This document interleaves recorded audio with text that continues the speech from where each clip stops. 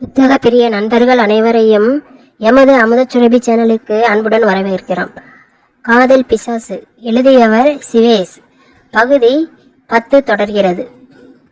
Sir, பணம் நீங்க கொடுத்த வேலை, இதுக்கெல்லாம் அப்பாற்பட்டு நீங்க எங்களை எப்ப வேணாலும் எதுக்காக வேணும்னாலும் கூப்பிடலாம் சார் என்றான் நாகசாமி. தேங்க்ஸ் என்றபடி அழைப்பை துண்டித்தான் மாயமோகன். தன் முன்னால் என்றிருந்த தனது நண்பர்களை வேதனையுடன் பார்த்தான் நாகா. மோகன் சாரை நம்ம வாழ்நாளில் எப்பவுமே மறக்க கூடாது. அவருக்கு எப்போ எது தேவைன்னாலும் அதை செய்ய நம்ம ரெடியா இருக்கணும் என்றான். சரி என்று யோசிக்காமல் தலையசைத்தார்கள் அவர்கள். மோகன் சார் இந்த கல்யாணத்தை நிறுத்த ஏதோ பிளான் பண்ணிக்கிட்டு இருக்காரு. நம்ம அதுல தலையிட வேண்டாம். ஆனா அவருக்கு ஏதாவது உதவி தேவைப்பட்டா செய்ய நம்ம தயாரா இருக்கணும். நிச்சயம் செய்யலாம் என்று ஒப்புக்கொண்டார்கள் மற்றவர்கள். 2 நாட்களுக்கு பிறகும் மோகன் எதுவும் செய்வதாய் தெரியவில்லை. நாகசாமியிடம் எந்த உதவியும் கேட்கவில்லை. நாகசாமியும் அவனது நண்பர்களும் மொத்தமாய் நிம்மதி இழந்து விட்டார்கள். ஏனென்றால் அடுத்த நாள் யாழினியின் திருமணம். மறுநாள் யாழினிக்கு திருமணத்திற்கு தயாரானாள். எளிமையான புடவையில் பார்ப்பவர் பிரமிக்கும் அளவிற்கு அழகாயிருந்தார் யாழினி. திருமணத்திற்காக நிறைய செலவு செய்ய தயாராக இல்லை பரதனின் அம்மா லட்சுமி. அதனால் வெறும் 1500 ரூபாயில் யாழினிக்கு பட்டுப்புடவை வாங்கி கொடுத்திருந்தார். அந்த புடவை எளிமையாகவே இருந்த போதிலும் அதனால் யாழினின் அழகை குறைத்து காட்ட முடியவில்லை. மோகன் திருமண மண்டபத்திற்கு நுழைவதை பார்த்த நாகாவும் அவனது நண்பர்களும் பேச்சிழந்து போனார்கள். அவர்கள் ஒருவரை ஒருவர் விளங்காமல் பார்த்து கொண்டார்கள். தன்னை பின்தொடர்ந்து வருமாறு அவர்களுக்கு சைகை செய்தான் நாகா. திருமண மண்டபத்திற்கு வந்த அவர்கள் கடைசி இருக்கையில் அமைதியாக அமர்ந்து கொண்டு மோகன் என்ன செய்கிறான் என்று பார்க்கலானார்கள். மந்திரங்களை ஓதி கொண்டிருந்தார் புரோகிதர். பரதன் மணமேடைக்கு வந்தான். பரதனை தன் கண் பார்வையாலேயே எரித்து விடுபவன் போல பார்த்து கொண்டு அமர்ந்திருந்த மோகன் தன் கைபேசிக்கு வந்த ஒரு குறுஞ்செய்தியை பார்த்து புன்முறுவலித்தான். மோகனின் இதயம் துடிப்பதை சில நொடியில் நிறுத்தியது. யாழினியை பார்த்தபோது அவன் இதயத்தை அவன் மூச்சையை நிறுத்தும் அளவிற்கு அவள் அழகாயிருந்தாள். ஒருவேளை அவள் மோகனை திருமணம் செய்து கொள்ளவில்லை என்றால் நிச்சயம் அவன் மூச்சு நின்றுதான் போகும். யாழினி பரதன் பக்கத்தில் அமர முனைந்த போது இந்த கல்யாணத்தை நிறுத்துங்க என்று யாரோ கூறுவது கேட்டது. மண்டபத்திற்கு நுழைந்த போலீஸ்காரர்கள் மேடையை நோக்கி முன்னேறினார்கள். என்ன வச்சு சார், எதுக்காக கல்யாணத்தை நிறுத்த சொல்றீங்க என்றார் பரதனின் அப்பா அன்பு. உங்க பிள்ளை வேலை செஞ்சுக்கிட்டு இருந்த முதலாளி ராமாமிர்தம் உங்க பையன் மேல கம்ப்ளைண்ட் கொடுத்திருக்கிறாரு. கம்ப்ளைண்டா? என்ன கம்ப்ளைண்ட் என்றான் பரதன். 20 லட்சம் ரூபாய் மதிப்புள்ள வைர நெக்லஸ் முந்தானத்து அவங்க வீட்டுல காணாம போயிருக்கு. அன்னைக்கு பரதன் மட்டும்தான் அவங்க வீட்டுக்கு வந்திருக்கான். பரதனை நம்ப முடியாத பார்வை பார்த்தால் யாழினி. அடுத்த நாள் அவருக்கு போன் பண்ணி நான் இனிமேல் வேலைக்கு வரமாட்டேன்னு சொல்லி இருக்கான். எதுக்காக அவ்வளவு அவசரமா கல்யாணத்தை வச்சுக்கிட்டு அவன் வேலையை விடணும்? வேலை இல்லாம புதுசா வந்த பெண்டாட்டிக்கு எப்படி சோறு போடுவான்? அந்த நெக்லஸை வச்சு ஏதோ செய்ய இவன் திட்டம் போட்டு இருக்கான். இல்லை, அதை நான் திருடல, என்னை நம்புங்க அரற்றினான் பரதன். எது எப்படியா இருந்தாலும் போலீஸ் ஸ்டேஷனுக்கு வந்து சொல்லு என்றார் ஆய்வாளர். கல்யாணம் முடிஞ்சதும் நிச்சயமா வரேன் சார் என்றான் பரதன். யாழினியை நோக்கி திரும்பிய ஆய்வாளர், இந்த திருட்டு பையலை நீ நிச்சயம் கல்யாணம் பண்ணிக்கணுமாமா என்றார். இல்லை இன்ஸ்பெக்டர், என் பிள்ளை திருடி இருக்க மாட்டான் என்றார் லட்சுமி. ஆமாம் சார், நான் திருடலை என்றான் பரதன். அப்படின்னா ஒண்ணு செய்யுங்க, ராமாமிர்தம் சாருக்கு 20 லட்சம் கொடுத்தா நான் உங்களை விட்டுடுறேன். 20 லட்சமா? அவ்வளவு பணத்துக்கு நாங்க எங்க சார் போறது என்றான் பரதன். அப்படின்னா என்னால எதுவும் செய்ய முடியாது என்றார் ஆய்வாளர். எங்க கிட்ட அவ்வளவு பணம் இல்லை சார், தயவு செய்து எங்களை நம்புங்க என்றார் லட்சுமி. ராமாமிர்தம் வீட்டுல இருந்து வைர நெக்லஸை திருடினதுக்காக உன்னை நான் அரெஸ்ட் பண்றேன் என்ற ஆய்வாளர் தன்னுடன் வந்திருந்த போலீசாருக்கு பரதனை கைது செய்யுமாறு உத்தரவு பிறப்பித்தார். கைவிலங்கோடு அவனை அணுகினார் ஒரு போலீஸ்காரர். அப்பொழுது நான் 20 லட்சம் தரேன் என்ற குரல் கேட்டு அனைவரும் திரும்பினார்கள். அந்த வார்த்தையை உதிர்த்தது மோகன் என்று தெரிந்த யாழினியின் முகம் சந்தோஷத்தில் மின்னியது. தன் திருமணத்திற்கு அவனை அழைக்க வேண்டும் என்று அவள் மிகவும் ஆசைப்பட்டாள். ஆனால் அவனது முகவரியோ கைபேசி எண்ணோ இல்லாததால் அவளால் அதை செய்ய முடியவில்லை. தான் அழைக்காமலேயே தன் திருமணத்திற்கு வந்தது மட்டுமல்லாமல் தங்களுக்கு உதவவும் அவன் முன்வந்ததை எண்ணி அவள் பெருமிதம் கொண்டாள். தன்னை பார்த்து யாழினி புன்னகைத்ததை கவனித்த மோகன் தானும் புன்னகை புரிந்தான். ஆனால் அவன் உதிர்த்த அடுத்த வார்த்தைகள் அவளது புன்னகையை மறைய செய்தது. நான் உங்களுக்கு 20 லட்சம் கொடுக்கிறேன், ஆனா யாழினியை நான் கல்யாணம் பண்ணிக்குவேன் என்று கூறி அந்த இடத்தை நிசப்தமடைய செய்தான் மோகன். திருமண மண்டபத்தில் கூடியிருந்தவர்கள் அதிர்ச்சிக்கு உள்ளானார்கள். முக்கியமாய் கல்யாண பெண் யாழினி. அவன் என்ன கேட்டான்? அவளை திருமணம் செய்து கொள்ள வேண்டுமா? அதிர்ச்சி நிறைந்த முகபாவத்துடன் அவனை பார்த்து கொண்டு நின்றாள் யாழினி. அவன் மனதில் தன்னை பற்றி என்ன நினைத்துக் கொண்டிருக்கிறான்? பரதன் இந்த பிரச்சனையை சமாளிக்கும் திராணி இல்லாதவன் என்று நினைக்கின்றானா? அல்லது பரதன் ஒரு கோழை என்பதால் இதை செய்ய நினைக்கிறானா?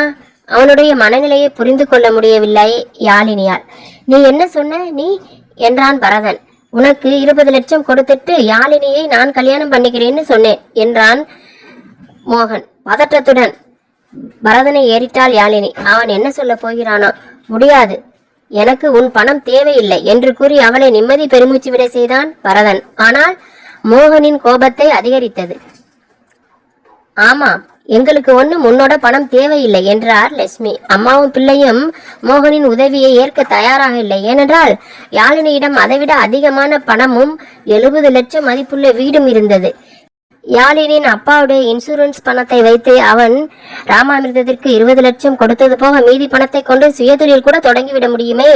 அப்படின்னா உன்னை அரெஸ்ட் பண்றதை தவிர எங்களுக்கு வேற வழி இல்லை என்றார் இன்ஸ்பெக்டர். நான் ஜெயிலுக்கு போக தயாராயிருக்கேன், ஆனா யாழினியை வேற யாருக்கும் விட்டு கொடுக்க மாட்டேன் என்றான் பரதன். பரதனை நினைத்து பெருமைப்பட்டாள் யாழினி. அவன் தன்னை மணந்து கொள்ள வேண்டும் என்பதில் இவ்வளவு நிலையாய் இருப்பான் என்று அவள் எதிர்பார்த்து இருக்கவில்லை. இந்த ஒரு தகுதி போதாதா அவனை திருமணம் செய்து கொள்ள? தன்னை கைது செய்ய வந்த ஆய்வாளரின் முன் தன் கைகளை நீட்டினான் பரதன். அவன் கைகளில் விலங்கு பூட்டி அழைத்துச் சென்றார் ஆய்வாளர். திரும்ப திரும்ப யாழினியை பார்த்த வண்ணம் அங்கிருந்து சென்றான் பரதன். அந்த காட்சியை கண்ட மோகன் பொங்கி வந்த கோபத்தை கஷ்டப்பட்டு விழுங்கினான். பரதன் தன்னிடமிருந்து பணம் பெற்றுக்கொள்வான் என்று அவன் எதிர்பார்த்து இருந்தான். ஆனால் அவனுடைய முயற்சி வீணாய் போய்விட்டது. அவனது மனம் நெருப்பாய் கனன்று கொண்டிருந்தது. வா போகலாம் யாழினி என்றார் லட்சுமி. அவருடன் நடக்க துவங்கினாள் யாழினி. மோகனை கடந்து சென்ற போது அவள் அவனை ஏறிட்டாள். அவனது முகபாவம் அவளது வயிற்றை ஏதோ செய்ய சற்றென்று முகத்தை தாழ்த்தி கொண்டாள். நாகாவும் அவனுடைய ஆட்களும் கூட திகைத்து போனார்கள். மோகன் திருமண மண்டபத்தை விட்டு வெளியேறுவதை கண்ட அவர்கள் அமைதியே அவனை பின்தொடர்ந்து வெளியேறினார்கள். தனது காரை ஸ்டார்ட் செய்த மோகன் மனதில் இருந்த ஒட்டுமொத்த கோபத்தையும் கொட்டி காரை கிளப்பினான். அவனுடைய திட்டம் மண்ணை கவ்விவிட்டது. ஏன் பரதன் அவனிடமிருந்து பணத்தை பெற ஒப்புக்கொள்ளவில்லை? உண்மையிலேயே அவன் யாழினியை ஆழமாய் நேசிக்கிறானா? அப்படி என்றால் எதற்காக அவளை ரவுடிகளிடம் தனியாய் விட்டு ஓடிப்போனான்? இவற்றையெல்லாம் யோசித்தபடி காரை ஓட்டிக் கொண்டிருந்தான் மோகன். வெளுத்து வாங்கி கொண்டிருந்த கனமழையை பற்றி கூட அவன் கவலைப்படவில்லை. அவனுக்கு என்ன தோன்றியதோ யாருமற்ற ஒரு இடத்திற்கு வந்தபோது சடன் பிரேக் அடித்து வண்டியை நிறுத்தினான். வண்டி கிரீச்சிட்டு நின்றது. ஏமாற்ற மேலிட்ட முகத்துடன் இருக்கையில் சாய்ந்தான். இப்பொழுது அவன் என்ன செய்ய போகிறான்? யாழினியை எப்படி அடைய போகிறான்? எப்படியும் அவளை திருமணம் செய்து கொண்டு விடலாம் என்ற நம்பிக்கையில் இருந்தான் அவன். ஆனால் அது அவ்வளவு சுலபமாய் நடப்பதாய் தெரியவில்லை. கண்களை திடமாய் திறந்தான் மோகன். எது எப்படி இருந்தாலும் அவனுக்கு யாழினி வேண்டும், அவ்வளவுதான். அவள் வேறு யாருடனும் இருக்க அனுமதிக்க முடியாது. அவள் அவனுடன் தான் இருக்க வேண்டும். ஸ்டியரிங் வீலை கோபமாய் முறுக்கினான். வெகு சொற்ப நேரம் எடுத்துக்கொண்டு மிக ஆழமாய் யோசித்தான். செய்ய வேண்டியது என்ன என்பதை முடிவெடுத்த பெண் நீண்ட பெருமூச்சு விட்டான். தனது கைபேசியை எடுத்து நாகாவுக்கு போன் செய்தான். மோகனின் கைபேசி எண் ஒளிர்வதை கண்ட நாகா நேரத்தை வீணாக்காமல் உடனே அந்த அழைப்பை ஏற்றான். பரதனின் அம்மாவுடன் யாழினி மண்டபத்தை விட்டு வெளியேறிய போது மோகனின் முகத்தை நாகா கவனித்திருந்தான். மோகனை நினைத்து அவனும் அவனது நண்பர்களும் கவலைப்பட்டபடி இருந்தார்கள். மோகன் சார், நீங்க நல்லா இருக்கீங்கல்ல என்றான் நாகா. வென்றி விளங்கிய மோகன் அவன் கேள்விக்கு பதிலளிக்காமல் நான் சொல்றதை கேளுங்க என்றான். சொல்லுங்க சார், யாழினியை ஃபாலோ பண்ணுங்க. அவங்க பரதன் வீட்டில் இருக்காங்க சார். தெரியும். அவ எதுக்காகவாவது வீட்டை விட்டு நிச்சயமா வெளியே வருவா. அவ வரும்போது எனக்கு சொல்லுங்க. நிச்சயமா சொல்றேன் சார். அழைப்பை துண்டித்தான் மோகன். அவனது மூளை வேகமாக வேலை செய்தது. அடுத்து என்ன செய்ய வேண்டும் என்பதை திட்டமிட்டு கொண்டான். லட்சுமி ஓயாமல் அழுதபடி இருந்தார். அவரது கணவரும் யாழினியும் அவரை கவலையுடன் பார்த்தபடி அமர்ந்திருந்தார்கள். அவரை எப்படி சமாதானப்படுத்துவது என்று புரியவில்லை யாழினிக்கு. செய்யாத தப்புக்காக என் மகன் ஜெயில இருக்கான். அவன் என்ன செய்யறானோ, எப்படி இருக்கானோ. அந்த மனுஷன் பணம் கொடுக்கிறேன்னு சொன்னப்போ அதை அவன் கிட்ட இருந்து வாங்கி அவன் நிம்மதியா இருந்திருக்கலாம். ஆனா அவன் அப்படி செய்யல. ஏன்னா அவன் உண்மையில வச்ச பாசம் அவ்வளவு பெருசு. என்கிட்ட பணம் இருந்தா என் பிள்ளையை ஜெயில இருந்து வெளியே கொண்டு வந்திருப்பேனே. என்கிட்ட அவ்வளவு பணம் இல்லையே, இப்போ நான் என்ன செய்வேன் என்று புலம்பினார் லட்சுமி. ஆண்டி, பரதனை வெளியே கொண்டு வர தேவையான பணத்தை நான் தரேன். நம்ம அவரை வெளியிலே கொண்டு வந்துடலாம். அழுகையை நிறுத்தினார் லட்சுமி. என்னம்மா சொல்ற? உன்கிட்ட அவ்வளவு பணம் இருக்கா என்றால் அவருக்கு ஒன்றும் தெரியாதது போல. அப்பாவுடைய இன்சூரன்ஸ் பணம் இருக்கு ஆண்டி. அது உனக்காக உங்க அப்பா வச்சுட்டு போன பணமாச்சே. பரதனுக்கும் அதுல உரிமை இருக்கா ஆண்டி. கல்யாணம் மட்டும் நிக்காம இருந்திருந்தா அவர் இந்நேரம் என் ஹஸ்பண்டா இருந்திருப்பார் இல்லையா? நிம்மதி பெருமூச்சு விட்டார் லட்சுமி. எங்களை தப்பா எடுத்துக்காத கண்ணு. உன்கிட்ட பணத்தை வாங்குறதை தவிர எங்களுக்கு வேற வழி இல்ல. ஆனா நிச்சயம் நாங்க உனக்கு அதை திருப்பி கொடுத்துடுவோம். பரவாயில்லை ஆண்டி, நான் நாளைக்கு வீட்டுக்கு போய் என்னோட பேங்க் புக்கை கொண்டு வரேன். இன்னைக்கே போய் எடுத்துக்கிட்டு வந்துட்டா நாளைக்கு பேங்குக்கு போக வசதியா இருக்காது என்றார் லட்சுமி. ஆமாம் என்று தலையசைத்தாள் யாழினி. உனக்கு சுலபமாக இருக்குமேன்னு தான் சொன்னேன். நீங்க சொல்றது சரிதான் ஆண்டி. இங்க பாருங்க என்றார் கணவரிடம். அவரை நோக்கி திரும்பினார் அன்பு. யாழினியை அவங்க வீட்டுக்கு கூட்டிக்கிட்டு போய் பேங்க் புக்கை கொண்டு வாங்க என்றார் லட்சுமி. சரி என்று தலையசைத்தார் அன்பு. பரதன் ஜெயில இருந்து வந்த உடனே நம்ம யாழினிக்கும் அவனுக்கும் கல்யாணம் பண்ணிடணும். நம்ம ஐயர்கிட்ட வேற தேதி குறிச்சு வாங்கிட்டு வாங்க. சரி, நான் யாழினியை வீட்டுல விட்டுட்டு ஐயர் வீட்டுக்கு போயிட்டு வந்துடுறேன் என்றார் அன்பு. மோகனுக்கு போன் செய்தான் சபாபதி. சொல்லுங்க சார், பரதன் அப்பாவோட யாழினி மேடம் எங்கேயோ போறாங்க. அவளை ஃபாலோ பண்ணி எங்க போறான்னு எனக்கு சொல்லுங்க. போய்கிட்டு தான் சார் இருக்கேன். அவங்க யாழினி மேடம் வீட்டுக்கு போறாங்கன்னு நினைக்கிறேன். சரி. சபாபதி யாழினியை பின்தொடர்ந்து செல்ல மோகன் யாழினியின் வீட்டை நோக்கி பயணமானான். யாழினியின் வீட்டை சென்று அடைந்தவுடனே அன்பு, நம்ம ஐயர்கிட்ட நான் ஏற்கனவே விஷயத்தை போல சொல்லிட்டேன். நான் போய் அவர்கிட்ட கல்யாண தேதியை வாங்கிட்டு 10 நிமிஷத்துல வந்துடுறேன் என்றார். சரி என்று தலையசைத்தாள் யாழினி. தனது இருசக்கர வாகனத்தை கிளப்பிக் கொண்டு அன்பு அங்கிருந்து சென்றார். வீட்டின் பூட்டை திறந்து விளக்குகளை எரிய விட்டாள் யாழினி. சார், யாழினி மேடம் அவங்க வீட்டுக்கு தான் வந்திருக்காங்க. அவங்களை வீட்டுல விட்டுட்டு பரதனோட அப்பா எங்கேயோ போறாரு என்றான் சபாபதி. நான் கிட்ட வந்துட்டேன் என்றான் மோகன். சரிங்க சார். அடுத்த 2வது நிமிடம் அங்கு வந்து சேர்ந்தான் மோகன். அதற்கு முன்பாகவே அங்கு வந்து விட்டிருந்தார்கள் நாகசாமியும் அவனது மற்ற ஆட்களும். மோகனிடம் எதையோ கொடுத்தான் நாகா. அதை அவனிடமிருந்து பெற்றுக்கொண்டு அவர்களுக்கு ஏதோ ஜாடை செய்தான் மோகன். யாழினின் வீட்டை நோக்கி சென்ற மோகனை பின்தொடர்ந்து சென்ற நாகா வெளியிலேயே நின்றான். கதவு சாத்தப்படாமல் இருக்கவே வீட்டினுள் நுழைந்தான் மோகன். வங்கி புத்தகத்தை எடுத்துக்கொண்டு உடனே திரும்பிவிட போகிறோமே என்ற எண்ணத்தில் கதவை சாத்தவில்லை யாழினி. வங்கி புத்தகத்தை தனது பையில் வைத்துக் கொண்டு வெளியே வந்த யாழினி தன் வீட்டில் மோகனை பார்த்ததும் அதிர்ச்சியுடன் நின்றாள். அவன் ஏன் அங்கு வந்திருக்கிறான் என்பதை அவளால் புரிந்து கொள்ள முடியவில்லை. இங்க பாருங்க மோகன் சார், என் சொந்த விஷயத்துல நீங்க தலையிடாம இருக்கிறது உங்களுக்கு நல்லது. நான் பரதனை தான் கல்யாணம் பண்ணிக்க போறேன். அதுல எந்த மாற்றமும் இல்லை என்றால் வேறு எங்கோ பார்த்து கொண்டு. மோகன் எதுவும் பேசாமல் இருக்கவே அவளை நோக்கி திரும்பி அவளை நோக்கி ஆபத்தான ஒரு பார்வை வீசிக்கொண்டிருந்ததை கவனித்தாள். தயவு செய்து என்னை என் வீட்டை விட்டு வெளியில் போங்க அங்கிள். அன்பு இப்ப இங்க வந்துருவாரு. நீங்க இங்க இருக்கிறதை பார்த்தா அவர் என்னை தப்பா நினைப்பாரு என்று கூறிவிட்டு அவனை கடந்து செல்ல முயன்றாள். அப்பொழுது அவள் எதிர்பாராத வண்ணம் அவள் முகத்தில் ஒரு கைக்குட்டையை வைத்து அழுத்தினான் மோகன். நாகா அவனிடம் கொடுத்தது அதைத்தான். அதை எதிர்பார்க்காத யாழினி அவன் கையை தன் முகத்திலிருந்து எடுக்க போராடினாள். அவளால் அவன் கையை அசைக்க கூட முடியவில்லை. எங்கிருந்து எடுப்பது? அடுத்த சில நொடிகளில் உணர்வை இழந்து அவன் நெஞ்சில் சரிந்தாள் யாழினி. அவளை தன் தோளில் தூக்கி கொண்டு வீட்டின் விளக்கு அணைத்துவிட்டு வெளியே வந்தான் மோகன். அந்த வீட்டின் பூட்டு கதவிலேயே இருந்ததை பார்த்த நாகா கதவை பூட்டிக் கொண்டு சாவியுடன் மோகனின் பின்னால் ஓடினான். தனது காரின் பின்சீட்டில் யாழினியை படுக்க வைத்துவிட்டு ஓட்டுநர் இருக்கையில் அமர்ந்தான் மோகன். அவனை பின்தொடர்ந்து வந்த நாகா யாழினின் வீட்டு சாவியை அவனிடம் கொடுத்தான். அதை பெற்றுக்கொண்டு கத்தையான பணத்தையும் தான் தங்கியிருந்த ஹோட்டல் அறையின் சாவியையும் அவனிடம் கொடுத்த மோகன், என்னோட ரூமை வெக்கேட் பண்ணிடுங்க என்றான். சரிங்க சார். அதன் பிறகு அங்கு காலம் கடத்தி கொண்டிருக்க மோகனுக்கு எந்த அவசியமும் இருக்கவில்லை. காரை ஸ்டார்ட் செய்த அவன் சென்னையை நோக்கி விரைந்தான். யாழினி நினைவின்றி பின்னிருக்கையில் இருக்க மின்னல் வேகத்தில் காரை ஓட்டி கொண்டிருந்தான் மோகன். குளோரோஃபார்மின் தாக்கம் இன்னும் அவளது உடலில் இருந்தது. மோகன் சேலம் எல்லையை கடந்தபோது பரதனின் அப்பா அன்பு திருமண தேதிகளை குறித்து வாங்கி கொண்டு யாழினியின் வீட்டிற்கு வந்தார். பூட்டப்பட்ட வீட்டை பார்த்து அவர் குழப்பமடைந்தார். யாழினி கிளம்பி சென்று விட்டாளா? ஆனால் தன்னிடம் கூறாமல் அவள் போக மாட்டாளே. அவர் லட்சுமிக்கு போன் செய்தார். அழைப்பை ஏற்ற லட்சுமி, வேலை முடிஞ்சதா என்றார். முடிஞ்சது. ஐயர் 4 தேதி குறிச்சு கொடுத்து இருக்காரு. நம்ம வசதிக்கு எந்த மாதிரி நம்ம கல்யாண தேதியை வச்சுக்கலாம்.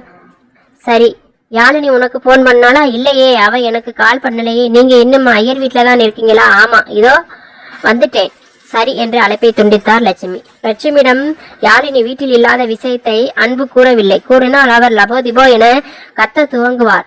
யாழினியை அக்கம் பக்கத்தில் தேட துவங்கினார் அன்பு. ஆனால் எல்லோரும் யாழினியை பார்க்கவில்லை என்று கூறிவிட்டார்கள். அது ஒரு பரபரப்பான தொடர் நாடகத்தின் நேரம் என்பதால் அனைவரும் தொலைக்காட்சியே கதி என்று இருந்தார்கள். அன்பு பதட்டம் பீடித்தது. யாழினி எங்கே சென்றால்? அவள் தேவையில்லாமல் சுற்றி திரியும் பெண் அல்லவே. என்ன செய்வது என்று அவருக்கு புரியவில்லை. வீட்டின் கதவு வெளிப்பக்கம் பூட்டி இருந்தது. அதை நிச்சயம் யாழினிதான் செய்திருக்க வேண்டும். அப்படி என்றால் அவள் எங்கே போனாள்? அவளது தோழியின் வீட்டிற்கு சென்றிருப்பாளோ? அவளது தோழி யார் என்று கூட தெரியாதே. இப்பொழுது லட்சுமிக்கு என்ன பதில் கூறுவது? அவள் என்ன செய்ய போகிறாளோ தெரியவில்லை என்ற பயத்துடன் வீட்டை நோக்கி சென்றார் அன்பு.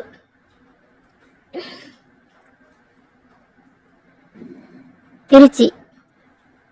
மோகனை தேடி பிடிக்க முடியாத பரத் வெறுத்து போனான். திருச்சி சுற்று வட்டாரத்தில் இருந்த அத்தனை ஹோட்டல்கள் மற்றும் லாட்ஜுகளில் தேடி பார்த்தாகிவிட்டது. எங்கும் மோகன் இல்லை. அவனை எப்படி தேடி கண்டுபிடிப்பது என்று புரியவில்லை பரத்துக்கு. அதனால் தன் அண்ணன் பாஸ்கரனுக்கு போன் செய்து விஷயத்தை கூறுவது என்று முடிவெடுத்தான்.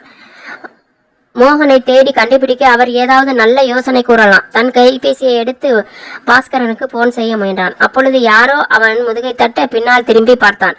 பளிச்சென்ற புன்னகையுடன் நின்றிருந்தான் ருத்ரேஷ். டேய் பரத். ருத்ரேஷை பார்த்த பரத் தன்னைத்தானே நொந்து கொண்டான். அவன் எப்படி ருத்ரேஷனை மறந்து போனான்? எப்படி இருக்க என்றான் ருத்ரேஷ். நல்லா இருக்கேன். அவனிடம் மோகனை பற்றி விசாரிக்க எண்ணினான் பரத். அண்ணனும் தம்பியும் எனக்கு சர்ப்ரைஸ் மேல் சர்ப்ரைஸா கொடுக்குறீங்க. போன வாரம் மோகன் எனக்கு போன் பண்ணினான். இப்போ நீ என் கண் முன்னாடி வந்து நிக்கிற என்றான் ருத்ரேஷ் சந்தோஷமாய். உனக்கு மோகன் போன் பண்ணினானா? அவன் இப்போ திருச்சியில இல்லையா? இல்ல அவன் திருச்சியில இல்ல. எனக்கு போன் பண்ணி யாரோ ஒரு டாக்டர் அவனை ரொம்ப டார்ச்சர் பண்றதா சொன்னான். அவரை டைவர்ட் பண்ண என்னோட ஹெல்ப் வேணும்னு கேட்டான். அப்படி என்றால் ருத்ரேஸ்வரனை வைத்து மோகன் மருத்துவரை ஏமாற்றி விட்டானா? நடந்த கதையை அவனிடம் கூறினான் ருத்ரேஷ். அட போங்கடா என்றானது பரத்துக்கு. எவ்வளவு புத்திசாலித்தனமா எல்லாரையும் ஏமாற்றி விட்டான் மோகன். இங்கு அவன் மோகனை தேடி பைத்தியக்காரனை போல அலைந்து கொண்டிருக்கிறான். என்ன மனநல மருத்துவர் அவர்! எப்படி அவர் மோகனை சுலபமாய் நம்பிவிட்டார். ஆனால் மோகனையும் சும்மா சொல்லக்கூடாது. அவனது திட்டம் பிரமாதம். ஏன் இருக்காது? அவன்தான் மோகன் ஆயிற்றே. ருத்ரேஸ்வரனிடம் விடைபெற்று கோவை நோக்கி கிளம்பினான் பரத். மோகன் அங்குதான் இருக்க வேண்டும் என்று தவறாய் கணக்கு போட்டு. இதற்கிடையில் மோகன் சென்னை வந்து சேர்ந்தபோது நள்ளிரவாகி விட்டிருந்தது. சென்னை புறநகரின் ஆள் அரவமற்ற பகுதியில் இருந்த ஒரு தனி பங்களாவின் முன் காரை கொண்டு வந்து நிறுத்தினான் மோகன். நீண்டு ஒளிந்த அவனது கார் ஹார்ன் சத்தத்தை கேட்டு ஓடி வந்தான் அந்த வீட்டின் காவலாளி. மோகனை பார்த்து விரைப்பாய் நின்று ஒரு சல்யூட் அடித்தான். அதை கண்டு கொள்ளாமல் காரை வீட்டில் செலுத்தினான் மோகன். அந்த ஆடம்பர பங்களாவின் முன் காரை நிறுத்திவிட்டு மீண்டும் ஞாலினியை தன் தோளில் தூக்கி கொண்டு நேர்த்தியாய் பராமரிக்கப்பட்டு வந்த அந்த பங்களாவினுள் நுழைந்தான். மாடியில் இருந்த தன் அறைக்கு சென்று அங்கிருந்த கட்டிலில் யாழினியை படுக்க வைத்தான். அந்த வீட்டில் இருந்த ஒரு ஆணும் பெண்ணும் எந்த கேள்வியும் கேட்காமல் சமையல் அறையிலிருந்து அவனை பார்த்து கொண்டு நின்றார்கள். அவர்கள் அந்த வீட்டின் பணியாட்கள், தம்பதிகளும் கூட. அங்கேயே தங்கி அந்த வீட்டை பராமரிப்பது அவர்களுடைய வேலை. அவர்களது அனுமதியின்றி அந்த வீட்டில் ஒரு துரும்பு கூட நுழைய முடியாது, வெளியே செல்லவும் முடியாது. அந்த வீடு மோகனின் தனிப்பட்ட சொத்து. எப்பொழுது அவள் கண்விழிக்க போகிறாள் என்று எண்ணினான். என்னவோ அவள் நிம்மதியாய் உறங்கிக் கொண்டிருப்பதை போல அவன் பதட்டமாகத்தான் இருந்தான். தன் வீட்டில் இருப்பதை பார்த்தால் அவள் என்ன செய்ய போகிறாள் என்று பார்க்க வேண்டும் அவனுக்கு. நிச்சயம் அவனும் ஒரு புயலை தான் எதிர்பார்த்து கொண்டிருந்தான். ஒரு வழியாய் அவனது காத்திருப்பு முடிவுக்கு வந்தது. லேசாய் அசைந்தாள் யாழினி. மெல்ல கண் விழித்த அவள் தன் அருகில் மோகன் அமர்ந்திருப்பதை பார்த்து திடுக்கிட்டாள். முதல் நாள் மாலை தனக்கும் மோகனுக்கும் இடையில் நடந்தவற்றை நினைவுபடுத்தி கொண்டாள். இன்னும் இவன் தன் வீட்டில் தான் இருக்கிறானா? மோகன் கோவையில் இருக்கும் அவள் வீட்டில் இருப்பதா நினைத்தாள் அவள். நீங்க இங்க என்ன செஞ்சுக்கிட்டு இருக்கீங்க என்றாள். அவள் நோக்கி கள்ள புன்னகை உதைத்தான் மோகன். அன்பு அங்கிள் வர்றதுக்கு முன்னாடி இங்கிருந்து போங்க, அவர் இங்க வரமாட்டாரு. உண்மையை சொல்லணும்னா இங்க யாராலையும் வர முடியாது என்றான். அப்போதுதான் தான் ஒரு புதிய இடத்தில் இருப்பதை அவள் கவனித்தாள். தான் இருப்பது எந்த இடம்? ஒருவேளை இவன் தன்னிடத்திற்கு அவளை அழைத்து வந்து விட்டானோ? கட்டிலை விட்டு கீழே இறங்கினாள். எங்க போற? நான் எங்க வீட்டுக்கு போறேன். உங்க வீடு எங்க இருக்கு என்றான் புன்னகையுடன். வேற எங்க? கோவையில் தான். உங்களுக்கு அது கூட மறந்து போச்சா? நீ இருக்கிறது கோவை இல்லை, சென்னை. அதை கேட்ட யாழினி சப்த நாடியும் ஒடுங்கி போனாள். என்ன சொல்றீங்க? ஆமாம் என்று தலையசைத்த மோகன், நான் உன்னை சென்னைக்கு கொண்டு வந்துட்டேன். இது என்னோட வீடு. இந்த நிமிஷத்திலிருந்து உனக்கும் இதுதான் வீடு.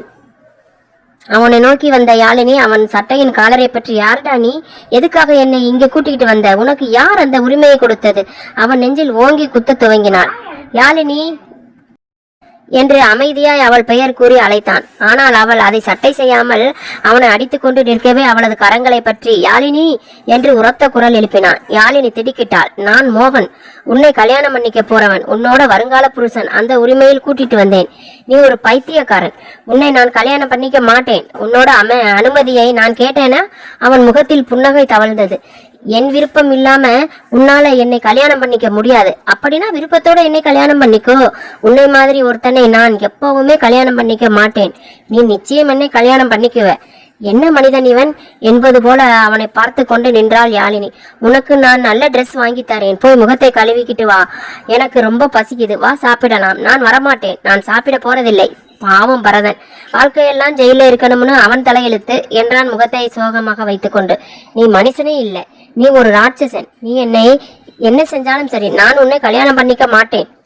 இதுக்காகத்தான் உன்னை கல்யாணம் பண்ணிக்கணும்னு நினைக்கிறேன். ஏன்னா நீ பரதனை காதலிக்கல. உண்மையிலேயே உனக்கு அவன் மேல காதல் இருந்திருந்தா அவனை விட்டுட சொல்லி நீ என்கிட்ட கெஞ்சி இருப்ப. பாரு, நீ எவ்வளவு பிடிவாதமா நிக்கிற. நீ அவனை காதலிக்கலன்னு புரிஞ்சுக்கோ. நான் அவனை காதலிக்காம இருக்கலாம், ஆனா உன்னை நான் அடியோடு வெறுக்கிறேன். ஆனா நான் உன்னை காதலிக்கிறேன். காதலா? உனக்கு காதல்னா என்னன்னு தெரியுமா? உன்னை மாதிரி ராட்சசனுக்கு காதலுடைய அர்த்தம் புரியாது.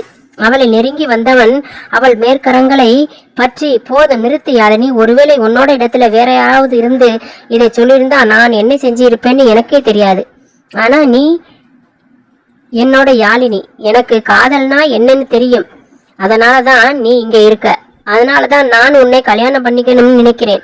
காதல்னா என்னன்னு நீ தெரிஞ்சுக்க போற என் மூலமா, சீக்கிரமே, திடமாய் கூறினான் மோகன் அவளை திகைப்புக்கு உள்ளாக்கி. இதற்கிடையில் மோகனை தேடி கோவை வந்தான் பரத். ஒரு ஹோட்டலில் ரூம் எடுத்து தங்கி கொண்டு மோகனை தேட துவங்கினான். இறுதியில் மோகன் தங்கியிருந்த ஹோட்டலை கண்டுபிடித்தான். காலதாமதம் செய்யாமல் அந்த ஹோட்டலை நோக்கி விரைந்தான். ஆனால் அவனுக்கு ஏமாற்றம் அளிக்கும் வண்ணம் மோகன் அங்கு இருக்கவில்லை. அது அவனுக்கு எரிச்சலை தந்தது. மோகன் அங்கு எவ்வளவு நாள் தங்கி இருந்தான் என்ற விவரம் மட்டும்தான் அவனுக்கு கிடைத்தது. மோகனை எங்கே தேடுவது, எப்படி தேடுவது என்று அவனுக்கு புரியவில்லை. ஓயாத அலைச்சலினால் சோர்ந்து போயிருந்த அவன் கட்டிலில் விழுந்தான். அப்பொழுது அவனுக்கு ஒரு அழைப்பு வந்தது. அந்த அழைப்பு பாஸ்கரனுடையது. பரத் எதுவும் கூறும் முன், தம்பியை பத்தி ஏதாவது தெரிஞ்சதா பரத் என்றான் பாஸ்கரன். உங்க பெரிய தம்பி ஒன்னும் அவ்வளவு சுலபமான ஆள் இல்ல. அவன் கோவையிலேயே இல்லை என்றான் பரத். என்ன சொல்ற பரத் என்றான் பாஸ்கர் அதிர்ச்சியுடன். ஆமா, நேத்து சாயங்காலம் தான் இங்கிருந்து ரூமை காலி பண்ணிட்டு போனானா. அது உண்மைதானா என்றான் பாஸ்கர் நம்ப முடியாமல். ஆமாம், நிச்சயமா தெரியுமா என்றான் பாஸ்கரன். கேட்க துணுக்குற்றான் பரத். ஆம், ஒருவேளை மோகன் அவனை திசை திருப்புவதற்காக கூட அப்படி செய்திருக்கலாம். நான் மறுபடியும் செக் பண்ணி பார்க்கிறேன் என்றான் பரத். அதை சீக்கிரம் செய் என்றான் பாஸ்கரன். சரிங்கண்ணா என்று அழைப்பை துண்டித்தான் பரத். சென்னை. யாழினியை தன் அறையில் விட்டுவிட்டு வெளியேறினான் மோகன். அவன் செல்லட்டும் என்று காத்திருந்த யாழினி ஓடி சென்று கதவை உள்புறம் தாளிட முயன்றாள். கதவை சாத்தி கொண்டாள். மோகன் உள்ளே நுழைய முடியாது என்பது அவளது நினைப்பு. ஆனால் அவளுக்கு ஏமாற்றம் அளிக்கும் வகையில் அந்த கதவியில் தாழ்பாலே இல்லை. அது கைப்பிடியை திருகி திறக்கும் கதவு. அதில் சாவியும் இருக்கவில்லை. குளியல் அறைக்கு சென்று அதன் கதவை பரிசோதித்த போது அதிலும் திருகு கைப்பிடிதான் இருந்தது. ஆனால் அவளுக்கு நிம்மதி அளிக்கும் வண்ணம் அதில் ஒரு சாவியும் பொருத்தப்பட்டு இருந்தது. அந்த அறையின் ஜன்னல்களை பரிசோதித்து பார்த்தாள். அவள் அங்கிருந்து தப்பிச் செல்ல ஒரு வழியும் அவளுக்கு தென்படவில்லை. அந்த வீடு சென்னையின் புறநகரில் அமைந்து இருந்தது. அந்த பங்களாவின் அருகில் வேறு எந்த வீடும் இருக்கவில்லை. மீண்டும் கதவருகே வந்து கதவை திறந்து வெளியே எட்டி பார்த்தாள். அந்த நீண்ட வராண்டாவில் யாரும் இருக்கவில்லை. முதல் மாடியில் இருந்து கீழே பார்த்தால் அந்த வீட்டின் வரவேற்பறையை தெல்ல தெளிவாய் காண முடிந்தது. அவள் இருந்த அறையின் பக்கத்தில் மேலும் 2 அறைகள் இருந்தன. ஆனால் அவை பூட்டப்பட்டிருந்தன. மீண்டும் மோகனின் அறைக்கு சென்று அமர்ந்து கொண்டாள். வேறு எந்த வழியும் இல்லாததால் ஒரு ஆன்லைன் வியாபாரியை தொடர்பு கொண்டு யாழினிக்கு தேவையான துணிமணிகளை ஆர்டர் செய்தான் மோகன். பிறகு அந்த வீட்டின் வேலையாட்களை அழைத்தான். சமையல்காரர், காவல்காரர் மற்றும் தோட்டக்காரரும் அவன் முன் வந்து நின்றார்கள். கால் மீது கால் போட்டபடி சோபாவில் சாய்ந்து அமர்ந்து கொண்டான் மோகன். அந்த பெண்ணோட பேரு யாழினி. அவன் நான் கல்யாணம் பண்ணிக்க போற பொண்ணு. அவளை கவனமா பாத்துக்கோங்க. அவ இந்த வீட்டை விட்டு வெளியே ஒரு அடி எடுத்து வைக்க கூடாது, புரிஞ்சுதா? சரிங்க சார் என்றான் காவலாளியான திகம்பரம். நாங்க அவங்களை கண்காணிக்கிறோம்னு அவங்களுக்கு தெரியாம பாத்துக்கிறோம் என்றால் சமயக்கார பெண் விசாலாட்சி. இல்ல, நீங்க கண்காணிக்கிறீங்கன்னு அவளுக்கு தெரியணும் என்றான் மோகன். சரி என்று அவர்களை தலை சேர்த்து கொண்டார்கள். அவ என்ன கேட்டாலும் கொடுங்க என்றான் மோகன். அவர்கள் மறுபடியும் தலையை சேர்த்தார்கள். சோபாவில் இருந்து எழுந்த நின்ற மோகன், எங்களுக்குள்ள என்ன நடந்தாலும் அதுல யாரும் தலையிடக்கூடாது, கண்டும் காணாம உங்க வேலையை பார்த்துக்கிட்டு போய்கிட்டே இருக்கணும் என்ற அவனது வார்த்தைகள் எச்சரிக்கையாய் ஒலித்தன. அவர்கள் மீண்டும் தலையை சேர்த்தார்கள். மீண்டும் தன் அறைக்கு வந்த மோகன் அந்த அறையின் மூலையில் யாழினி அமர்ந்திருப்பதை பார்த்தான். லேசாய் புன்னகைத்துவிட்டு குளியல் அறைக்கு சென்றான். குளியல் அறையை நோக்கி ஓடிய யாழினி தன்னிடமிருந்த சாவியால் அந்த குளியல் அறையை பூட்டிவிட்டு அந்த சாவியை கட்டிலின் மீது வீசி எறிந்துவிட்டு வெளியே ஓடி வந்தாள். அவள் வீட்டை விட்டு வெளியே ஓடுவதை பார்த்த விசாலாட்சி இன்டர்காமை எடுத்து செக்யூரிட்டிக்கு போன் செய்தாள். யாழினி மேடம் வெளியில் வராங்க, கேட்டை பூட்டு என்றாள். அது ஏற்கனவே பூட்டிதான் இருக்கு என்று கூறிவிட்டு அழைப்பை துண்டித்தான் திகம்பரம். வெளிக்கேட்டை நோக்கி ஓடி வந்த யாழினி பார்த்த திகம்பரம் கேட்டின் முன் நின்றான். அண்ணா ப்ளீஸ் கதவை திறங்க அண்ணா என்றாள் யாழினி. இல்லம்மா தங்கச்சி, என்னால முடியாது, நீங்க உள்ள போங்க என்றார் மரியாதையுடன். தயவு செய்து புரிஞ்சுக்க முயற்சி பண்ணுங்க, இவன் என்னை கடத்திக்கிட்டு வந்துட்டான் என்று கெஞ்சினாள். தெரியும், நாங்க அவருக்கு மட்டும்தான் கட்டுப்பட்டவங்க, நீங்க தயவு செய்து உள்ள போங்க. வீட்டின் முகப்பில் நின்று அந்த காட்சியை பார்த்து கொண்டிருந்தான் மோகன். அவனை பார்த்த காவலாளி அவனுக்கு விரைப்பாய் ஒரு சல்யூட் வைத்தான். மோகனை கண்ட யாழினி அதிர்ச்சி அடைந்தாள். அவன் எப்படி வெளியே வந்தான்? அவள்தான் அவனை குளியல் அறைக்குள் வைத்து பூட்டினாளே. தன்னிடம் இருந்த மற்றொரு சாவியை அவளிடம் காட்டி சிரித்தான் மோகன். தலையில் அடித்துக் கொள்ள வேண்டும் போல் என்று தோன்றியது யாழினிக்கு. அவள் எப்படி இதை பற்றி யோசிக்காமல் போனாள்? அவள் கையை பிடித்து உள்ளே இழுத்து சென்றான் மோகன். என்னை விடு, என் கையை விடு என்று திமிரியபடி சென்றாள் யாழினி. உள்ளே வந்த மோகன் தலைவாசலை மூடி தாளிட்டான். அவர்களை பார்த்து கொண்டு நின்ற விசாலாட்சியை நோக்கி, எங்களுக்கு பிரேக்ஃபாஸ்ட் கொண்டு வாங்க என்றான். சரி என்று தலையை சேர்த்த விசாலாட்சி சமையல் அறைக்கு சென்றாள். மாடிப்படியின் கைப்பிடியை கெட்டியாய் பிடித்து கொண்ட யாழினி, என் கையை விடு என்று மேலே ஏறாமல் திமிரினாள். வேறு வழியின்றி அவளை தன் தோளில் தூக்கி கொண்டு மாடிப்படி ஏறி சென்றான் மோகன். அறைக்குள் வந்தவுடன் அவளை கீழே விட்டு கரையை சாத்தி தாளிட்டான். என்கிட்ட இருந்து உனக்கு எதுவுமே கிடைக்காது என்று கூச்சலிட்டாள் யாழினி. நிதர்சனத்தை புரிஞ்சுக்கிட்டு அதை ஏத்துக்க பாரு யாழினி, நீ இந்த இடத்தை விட்டு போக முடியாது, நான் உன்னை போக விடமாட்டேன் என்றான் திடமாய். அவனது சட்டை காலரை பற்றி கொண்ட யாழினி, ஏன் என்னை போக விட மாட்டேன்? இங்கிருந்து போக எனக்கு உன்னோட அனுமதி தேவையில்லை. உன்னை மாதிரி ஒரு திமிர் பிடிச்ச ஆள் கூட நான் இருக்க மாட்டேன். அவளை தன் கரத்தால் சுற்றி வளைத்து அவளுக்கு அதிர்ச்சி அளித்தான் மோகன். நீ என் கூட இருக்க விரும்புறியா இல்லையா அப்படிங்கிறது விஷயமே இல்லை. நான் உன் கூட இருக்கத்தான் விரும்புறேன். நீ என் கூட சண்டை போட்டாலும், புரிஞ்சுதா? என்னை பத்தி நீ என்ன நினைச்சுக்கிட்டு இருக்க? என்னோட கல்யாணம் நிறுத்தினா என்னை கட்டுப்படுத்திடலாம்னு வச்சிருக்கியா? இன்னமும் நான் உன்னை கல்யாணம் பண்ணிக்குவேன் நினைக்கிறியா? ஆமாம், நான் உன்னை கடத்திக்கிட்டு தான் வந்தேன். அப்படின்னா என்ன அர்த்தம்? எனக்கு எதுக்காகவும் உன்னோட பர்மிஷன் தேவையில்லை. உன்னோட அனுமதி இல்லாம உன்னை கடத்திக்கிட்டு வந்த மாதிரி தான் எல்லாம் நடக்கும். அவள் பற்றியிருந்த காலரின் பிடி தளர்ந்தது. ஆனால் அவளை பற்றி இருந்த மோகனின் பிடி இறுகியது. அதை செக் பண்ணி பார்க்கணும்னு நினைச்சா இப்போ என் கையிலிருந்து வெளியே வர முடியுதான் பாரு என்று சவால் விடுத்தான். அவள் எடுத்த எந்த முயற்சியும் பலனளிக்கவில்லை. இரும்பு வளையத்தை ஒரு சிறு மலரால் என்ன செய்துவிட முடியும்? அவளது முயற்சியை பார்த்து புன்னகை புரிந்த மோகன் அவளை சுற்றி இருந்த தன் வலது கரத்தை நீக்கினான். இப்போ ட்ரை பண்ணு என்றான். இத்துடன் காதல் பிசாசின் இந்த பகுதி நிறைவடைகிறது. அடுத்த பகுதியில் காதல் பிசாசை மீண்டும் காணலாம். அதுவரை காத்திருக்கவும். நீங்கள் இன்னும் சப்ஸ்கிரைப் பண்ணாமல் பார்த்துக்கிட்டு இருந்தீங்கன்னா இப்போ சப்ஸ்கிரைப் பண்ணி வச்சுக்கோங்க. ஏன்னா இதுக்கு அடுத்த பகுதியை நான் அப்லோட் பண்ணும்போது உங்களுக்கு நோட்டிஃபிகேஷன் வரும். அதுக்காக சப்ஸ்கிரைப் பண்ணிவிட்டு பாருங்கள். சரிங்களா? அடுத்த பகுதியில் மீண்டும் சந்திப்போம். நன்றி.